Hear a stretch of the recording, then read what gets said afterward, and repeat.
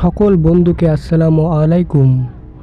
তো বন্ধুরা, আজকে আমরা এই ব্যাপারে কথা বলবো কি আসলেই কি মৃত্যু মানুষ মরার পরে তার আত্মা কি আমাদের পাশে আসে? আর যদি তার আত্মা যদি আমাদের পাশে না আসে তাহলে লোকেরা কি দেখে? তাহলে চলুন ভিডিওটা না টেনে শুরু করা যাক। চ্যানেল নতুন থাকলে লাইক দিয়ে আমাদের পাশে থাকবেন। তাহলে চলুন ভিডিওটা না টেনে শুরু করা যাক। তো বন্ধুরা, মৃত্যুর পর মানুষের শেষ ঠিকানা থাকে কবরস্থান। এখান থেকে আর ফিরে আসার সুযোগ নেই। তা কোনো ব্যক্তি মারা গেলে দুনিয়ার সাথে সেই ব্যক্তি আলাদা হয়ে যায়। তার আত্মা সেই দুনিয়াতে ফিরে আসতে পারে না।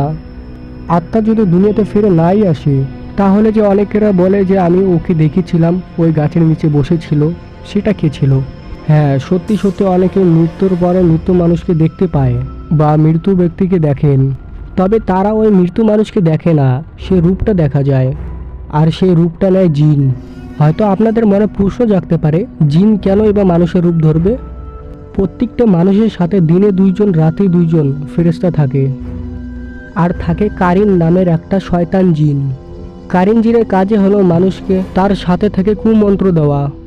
সব মানুষের সঙ্গে কারিন জিন থাকে। এমনকি আমাদের নবী করিম সাল্লাল্লাহু আলাইহি ওয়াসাল্লামের সাথেও একটা কারিন জিন ছিলেন। তবে আল্লাহ তাআলার দয়া, নবী করিম সাল্লাল্লাহু আলাইহি ওয়াসাল্লামে থাকা জিনটা মানে কারিন জিন কালিমা পড়ে মুসলমান হয়ে যায়। সকল মানুষের সাথে একটা করে কারিন জিন আছে এবং সেই কারিন জিন আপনার বারে সকল জিনিস জানে। যেমন কি গণক বা ফকিরের কাছে আপনি গেলেন, সে আপনাকে দেখে বলল, তুই তো এই গত সপ্তাহে এই কাজগুলো করেছিলি।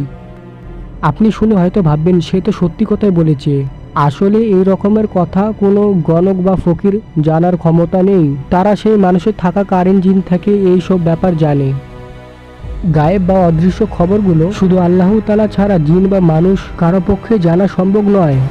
যেমন সুলাইমান আলাইহিস সালামের ইন্তেকালের পরেও জিনেরা জানে না সুলাইমান আলাইহিস সালাম তিনি নেই।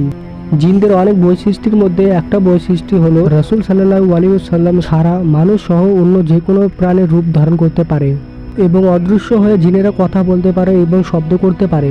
কেউ যখন মারা যায় বা আত্মহত্যা করে তখন তার সঙ্গী থাকা কারিন জিন একা হয়ে যায় এবং সেই সঙ্গী হারা হয়ে যায়। তখন সে মাঝে মাঝে মৃত্যু ব্যক্তির রূপ নিয়ে চলাফেরা করে। এমনকি মৃত ব্যক্তির রূপ নিয়ে যারা জীবিত আছে তাদের সামনে আসে, যাহা দেখে মনে হবে সত্যি সত্যি মৃত ব্যক্তি ফিরে এসেছে। শুধু কারিন জিনে নয়, অন্য কোনো জিন বা শয়তান মৃত ব্যক্তির রূপ নিয়ে আসতে পারে।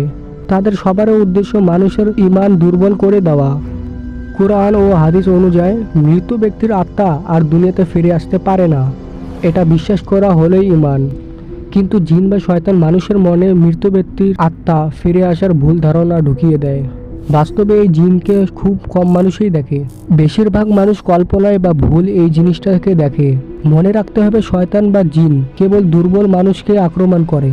এই জন্য আমাদের আল্লাহ তাআলাকে বিশ্বাস করা এবং তার কাছে সাহায্য চাওয়া উচিত। আল্লাহ তাআলা সকল মানুষকে জিন বালা মুসিবত থাকি হেফাজত রাখুন। সকল কমেন্টের মধ্যে লিখুন আমিন।